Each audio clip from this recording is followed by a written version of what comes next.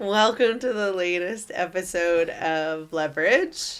I have our in-house counsel who does not seem to leave. No. Number Joel 4. Kadish is back. Number 4. This is my He's fourth back. time. And Yes. for those of you who haven't noticed, I'm He's wearing taking over now. I'm wearing the same shirt. So, but you changed, and I felt like I should have bring another change of clothing. We're supposed to make everybody believe this is another day. Yeah, Anyway, so it's another day. It's another day. So we are going to talk about condos today. Because unlike homes, there's a lot more to consider in different ways. There's lots to consider on both sides. But there's a lot more to review from a legal standpoint. Oh, absolutely. Again, when we were talking about buying a home, I mean, really, in that episode about buyers, most lawyers don't want to really hear from you until you have a binding contract and it's done, whereas lawyers will get involved with almost every single condo buy because you would never, or I would not recommend, that you would offer on a condo without condition on reviewing a status certificate. You know, we could touch on the pre-status review, the pre-offer status review. Okay. But I agree. And just to be clear, we're talking about resale condos. Yes, not pre-con. We're going to come back and talk He's about. going to come back and we're going to come back and talk about pre-construction condos that you buy, which are going to be closing in 5 years, 10 years. We'll come back and talk about that. Today, it's just resale condos. Let's hope not 10 years. Yeah. Resale condos that you're going to put an offer on. And they're affordability is becoming a bigger and bigger issue in Toronto. In the GTA, 100%. And as you were talking about a client of yours that, how many offers did you say there were? 23 offers, 5 with deposit Pickering. checks. 5 with deposit checks in hand. Yeah. Let's just the Pickering. Townhouse in Pickering. Right. So, and sold at over 180, you said? 130 over asking. I mean, it was also at $500,000. So let's not all get excited. But the reality is they are the entry point for first time buyers. And they're big for downsizers, the ones that can afford to downsize to a condo. Not everybody can afford to. We used to call them downsizing. Now we say side sizing, because the people who live in a $3 million house often want the amenities. The size. So it's if you live in a 2,000 square foot house, a 3,000 square foot house, you are not moving into a 700 square foot condo. You're not doing it. No. I mean, sorry, I shouldn't say that. You would if you had to, but if you had the choice and you were going to sell your $3 million home, I will tell you that it will cost you, again, it's average $1,000 a square foot, right? So do the math, and yes, you might be able to pocket something if you were going to look at. I mean, most downsizers that come from a home, I say you're not going to feel you're going to be on top of each other at under 1,000 square feet. Absolutely. And obviously it depends on the layout and all of that stuff, but really you feel even 800 square feet is small. It absolutely is. From an everyday standpoint. Absolutely. And that's a huge transition. And remember your transition, you've got underground parking, elevators, locker, how do I get my groceries in? There's a million things that people think about. What if my neighbor smokes weed 24/7? What if they are... Well, you also relinquish a lot of your control.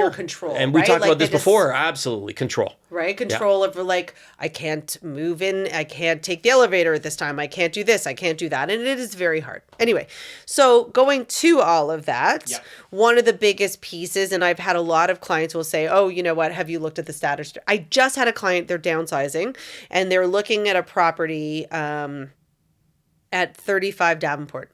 I'm getting that right.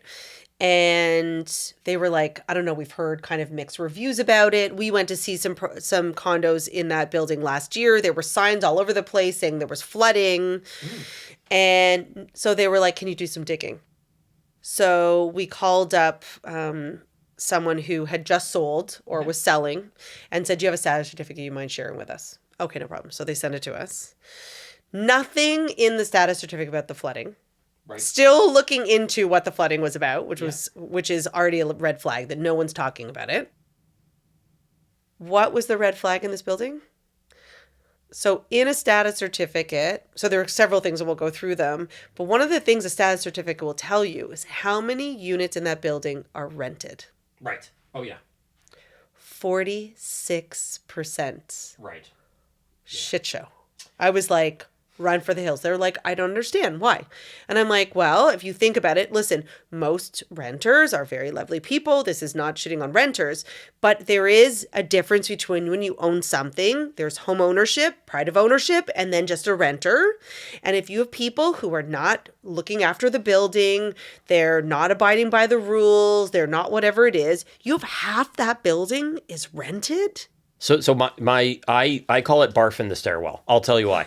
So here's the thing. So let's say you're a renter. Do you agree with me though? 46%? So let's say you're a renter. Okay. And you're rolling home after a big night of partying. Yeah. And you feel like you're going to throw up. Uh-huh.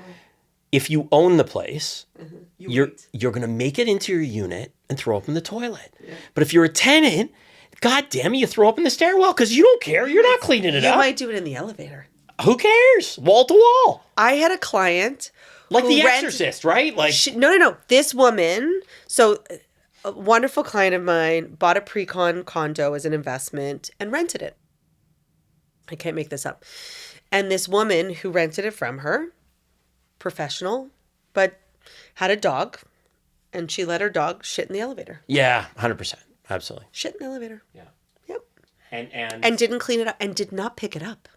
Now, my son is not a bad guy, but he's 27, lives with another 27-year-old. Mm-hmm. Like, when they have parties, do you think they care about, like, what the other people are doing? I have seen my daughter's house at Queens. Oh, yeah. But that's tread carefully. But that and is these are the tenant girls. difference. But that is the tenant difference. There is a tenant. They're also in university. I love you, sweetheart. So it's really interesting because in the status certificate, I do bring that to people's attention because it does tell you the amount of renters. Yeah. And I say, look, if you're an owner, not investor, and in Toronto, you can find, as and there's we've nothing talked with investing about, a third to 2/3. Like the Tip Top building downtown, it's probably 80-90% rental, right? But half of those, Scott Street is all like depends who you are. Yeah. Depends who you are and what you sure. want. Absolutely. Sure. But that is something I bring to people's attention. A status certificate is a snapshot or a picture in time. We talked about this before we came on. It's good for 30 days. 30 days or really the day it's signed on X day. After that, things can change. And so they don't have to disclose it. They don't. And so when I review status certificates with people. When someone's saying, well, what would change, Joel? Like, what do you mean, what would change in a status certificate? Tomorrow, what would change? I mean, you could have a construction failure, or you could have a brand new need arise in an underground parking lot. Underground parking lots are super expensive to repair. That's a big one. You can have any number of physical things happen. You can have litigation commence. So you can have a lawsuit commence. And remember, when you own the condo, you own a tiny piece of that litigation, whatever it is. Well, so when you buy a condo, you buy a piece of that condo corp. Yes, you do. And now if that condo corp goes bankrupt, you are bankrupt with them and you're responsible, no? Sure, but let's get into that. That's more specific. There's very few that ever happens. No, for sure. But that's one of the things when I always say to clients, I'm not a lawyer, I'm not giving you legal advice. I will review it and look for certain red flags. Sure. And then that has to go over to the lawyer. And one of the things I look for is if there is litigation, not a slip and fall, because those are pretty common. Those are covered by the insurance company. Right. And the only thing that can be impacted is the amount of the deductible. So I'm not where it says it's covered by the insurance company, I'm actually okay with that. Right. Yeah. So on top of that, so great that you're okay with it. What buyers need to also understand is if there was a major litigation. Yep. The bank is your partner in this. The bank owns this condo with you. The bank potentially will not give you a mortgage if they believe that they are at risk. Sure. And so I just looked at a status certificate that has a $41,000 special assessment because they're replacing all the windows. And the first thing I said was, how many units though? I don't care about the special assessment. Can you get a mortgage? Right. So I just bounced it right back to the mortgage broker who said, the bank doesn't care. I said, okay, if the bank doesn't care, then the buyer has to make a business decision about are they going to assume this special assessment or not. So the bank is your partner. Special assessment is when the condo corp... moment in the life of a condo corp where they don't have enough money to fund something. Which is usually a sign that it's not managed properly. Could be. It could be, but most of the time, Yeah. a condo corp should be managing and understanding how old certain things are in the building and how much money they have coming in and what needs to be replaced. And it should not be a surprise, is what I'm saying. No surprise. It should not be a surprise that, oh my God, this year we need this much money and we don't have enough of it. Listen, there are things that might happen, and you're right, it may not be their fault. And let's also point out, I feel like we're going in a million directions, but We are. Condo corp. We do. That's what we do. It's our thing. Condo corps are people who are not paid. The board of directors isn't The board paid. of directors, sorry. Yeah. They're not paid. Yeah. They need zero qualifications. Absolutely. And they are voted in. So most of the time. Yeah. And it is a thankless job. But having said all that, if you own a condo, the first thing I would do if I owned a condo, I would be on that board. The first thing I would do is never be on the board. And I tell my clients, sit on your hands. I know you. No, because I would want to know that I have heard enough horror stories. True. And listen, there is if you're ever going to buy a condo, I'll tell you, 1231 Yonge in Summerhill is a phenomenally run building. Any one of my clients who has ever, and I've sold and bought several. Are you going to get sued for defamation by 1231 Yonge now? No, I said it was a fabulous building. Oh, okay, terrific. No, Just it was a fabulous building. No, I'm waiting for what's coming. The shoe to drop. What I'm saying is that building they have had the person who was responsible financial was an accountant. They were all qualified people. Yeah, I understand. They have kept their maintenance fees low. It is still a boutique building, and it is extremely well run. Versus the other one that I was telling you about on Bloor Street East. So my point to say is that when you go into these, knowing that the people who are running it might be like 80 and have no idea, and I'm not being ageist, but I'm just saying, like, it's someone who has time on their hands. It's so true. It is true. Most of the time it is. It's true. Because people a lot of retirees. They are. So a lot of people, it's a lot of work. So if you have a full-time job and you have a social life and whatever, you're not signing up for that. You're not. No. No. But let's talk about what else the status tells us. So there's too far afield. Yeah. So there's you're looking for special assessments. Yep. Right? So again, special assessment. Okay, so we have to, let's say it's a massive thing. We have to change all the mechanics. I don't know, or there needs to be a roof or the underground. Sure. And they don't have enough money, so they will come in. And this happened to a client of mine out in Mississauga in Clarkson. It happens with Kitech Plumbing too. Right. But the Kitech is a different situation also. But so they come in and they say, okay, we have to do this $1 million special assessment. And now they go back to everyone and they say, based on the square footage of your unit, you are going to pay X amount, right? Because if you have 1,000 square foot or 500, you're not going to pay the same. It's going to be relative to the size of your unit. It's pro rata. So you're buying something. Are you going to be the one that costs up the $25,000 extra that's coming up? So you would be looking for that in the special in the status certificate. Absolutely. Right. Now let's talk about something really basic. So I take the agreement of purchase and sale and I take the status certificate and I compare. So, and here I'm looking for parking spots and lockers. And I'm also looking for... They're not always there. Right. And I'm also looking for, does the amount of condo fees in the agreement match the condo fees that are in the status? The status governs. The status is right. The agreement could be wrong. So a lot of times I'll be going back to agents and saying... The agreement is the agent that put up... Because if the MLS is up there and the MLS is wrong... You got it. Then I go back and say, why is it different? Was it because it was a fiscal period that ended and now it's increased? Or I need to understand the discrepancies. Parking spots and lockers, just real quick. There's a bunch of different types, but let's talk about... ones that are owned, so they're deeded, they're titled individually. The number on the ground does not match the unit and level. That's a given. Oh God, that's another snafu. We won't even go into that. It can be really horrific, but don't get fussed about that if it doesn't. And then the other type is... you want to make sure you're buying the right one. You do. So lawyers can pull the horizontal and vertical plans of a condominium. Right. And you can actually show your client. And if you're really, really not sure, we pull them and we say, are you buying X? And we make an X on it. And, because it's 3 from the elevator or 3 from the ends. Yeah. And we want to make sure that in fact is what's happening. I had that happen to a client recently. They almost had a heart. They'd owned it for years. Absolutely. And they were like, what do you mean it's not? And I said, listen, you own it. It's all good. but you need to go back, and it was actually a condo corp correct, and they corrected it on their end, and they would never have known. But it's interesting that they bought it that way. A million crazy stories. But they bought it that way, and no one caught it on either side either. Nobody caught it. So and then you have what's called an exclusive use common element. And exclusive use common elements are in really older condos, but you don't get a deed. You just have the right to use it exclusively. Can that ever change? No. So if you go, it's tied. It's really tied to it, but you don't get a deed. The reality is that most people probably say, "Oh, it has parking," and they go, "Okay, I have that parking spot." But the reality is that you may not. It may not be owned. It may not be titled. Correct. But you still have the exclusive right to use it. Now, and then we have leased spots, and this you have to be careful about this when you're listing it, because we have lease spots, and sometimes the leases don't run with the condo. Right. They revert back to the management company where it goes. And so again, these are all just really small things that we match up and that we go through with our clients to make sure that they're getting what they contracted for. I've never come across this, but how hard would it be if I bought a condo downtown and it had 2 parking spots and I wanted to sell one of them?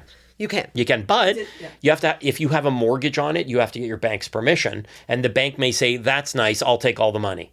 So before you go on, I'll take all the proceeds of sale and apply to the mortgage. So before you go on a hunt to do that, you got to talk to your mortgage lender. That's interesting. About getting a partial discharge of your mortgage. Okay, interesting. Okay. But we have it. We also have situations where if you own a bunch of parking spots, you can swap them. You can sell this unit with this one and that one with that. And I just did that a little while ago. Well, I mean, it used to be the Wild West. I mean, it's pretty good. But again, looking at the status certificate tells us if the owner is in good standing. In other words, have they made all their payments? Because payments, if there's default, it follows the buyer. The maintenance fees. Yeah, the maintenance fees. So we got to make sure. And again, we talked about this before we started recording, but audited financial statements, the law says it has to be done every year. Reserve fund studies, that's a rainy day fund for major structural repair and replacement. And those things are done every 3 years. Which was a bit of a snafu in COVID. Sure. So COVID, sort of delayed, and there were some financial statements got delayed. Yeah, that was messy. We're getting COVID. caught up now. Yeah. I'm not seeing too much fallout from that anymore. But the bottom line is we're looking at those financial statements. I warn my clients that I'm not an accountant, but again, I'm looking for those red flags. And then the reserve fund study is an engineering study. I obviously don't look at it. We don't get it. It's not part of the status. But what is a summary of the reserve fund study. And I do look at that and I do communicate that with my clients. So I remember very, very early on in my career asking a real estate lawyer, how much is enough in a reserve fund? And he said, no one knows. Right. So the answer because the how answer do you know if something? I mean, I think there's a logical if it's a small building, whatever. But I've seen huge fluctuations. Right. And he's not wrong, but how do you protect yourself? So the answer is So the answer is you can't compare, and the reason you can't compare is because of age, amenities, size, a number of different things. But with the status certificate comes what's called a Form 15.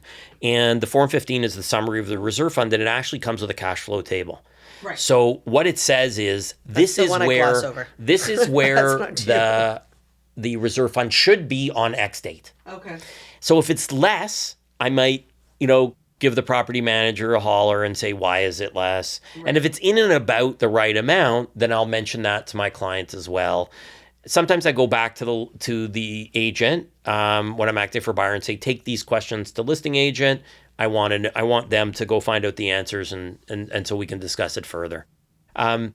Litigation we talked about. Insurance is a super interesting thing with condos, and we could also bring an insurance agent on to talk about both home insurance and condo insurance. Yeah, and the three of us could chat because I'm inviting myself back all the time, only because. Do you notice I went to we? Only because only because I love the attention, but insurance is interesting because the condo has a big insurance policy and you pay for that as part of your maintenance fees. Sure. But what isn't covered are contents and third-party liability. So I know you like your Jell-O shooter parties, right? And all your friends come over and have Jell-O shooters. And Doesn't that sound like me? If one of them... Doesn't, when you think of Rachel Levy... It goes right to Jell-O shooters. Don't you think Jell-O shooters? I do. Just Sorry, a insurance. Sweet, insurance. Yes, so you have your insurance. Jell-O shooter party. Somebody falls down and cracks their head. They're going to sue you. Occupier's liability, right? So or they fall off the balcony. You got it, and they're going to sue you. Right. So you need third-party liability coverage. You need content coverage for your hockey card collection. In your case, your shoe collection. Are you a purse person? I am. So for your purse collection, because if there's a flood and all your purses get wrecked, you need content insurance. So. Well, and then there's also the insurance in the sense that, like, you know, you brought it up before, is with Kitech. Yeah. You can get special assessment insurance as well. Yeah, and you can get, and you also want to make sure that obviously you've covered yourself. Because if there's Kitech in the building and you've bought a property and you are aware that it's Kitech, you may not be able to get home insurance. You got it. Right. So this is the second layer of insurance that is in a status certificate. And remember, the condo does not do an inspection of the unit to look for unauthorized changes.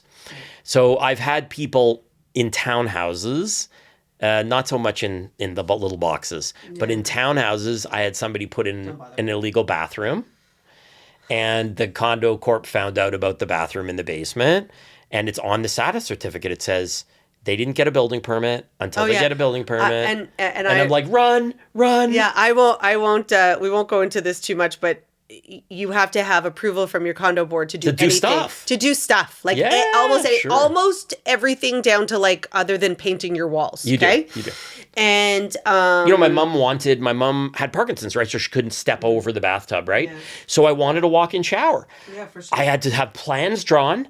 Oh, yeah. And get approval. Then the plumbers made submissions to the board of directors. And your cousin Joe can't do it. No. It has to be a... And then it takes them a while. Then we get the approval. Then we ripped it out. But I mean, it's like, it's a process. But it is. And you know what? I get it when everybody. People are like, exactly. I get the fact that it's a pain. And a lot of contractors don't like doing work in condos for that reason. But if you were to allow it to just happen without checks and balances, can you imagine the shit show that would happen in every condo unit? Using my mom's simple example, if I get a walk-in shower and the drainage is wrong, hey, guess what? All the units beneath us are going to flood, right? So you don't live in an island when you're in a condo. There's no way. Like, as a consumer, I'm not happy. But then I put on my lawyer hat, my liability hat. I'm like, I get it. Yeah. So I followed the rules and regs, didn't cheat, and it costs more and it takes time.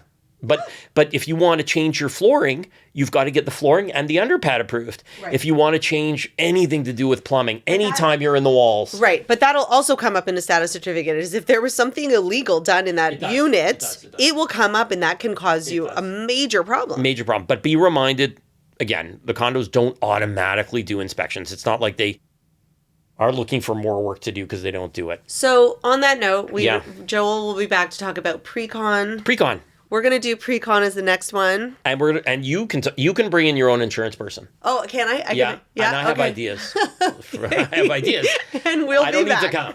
And now you already know where to find Joel, so he's now my co-host. Lucky for, and you know what? I got to tell you something. I have fun doing this, but I think there's also, underneath the horrific jokes and everything, I think there's a lot of information. And I think what it does is it demystifies, right? Like, we're taking... That was the whole point of this podcast. We're taking the oomph 100%. Out of it, right?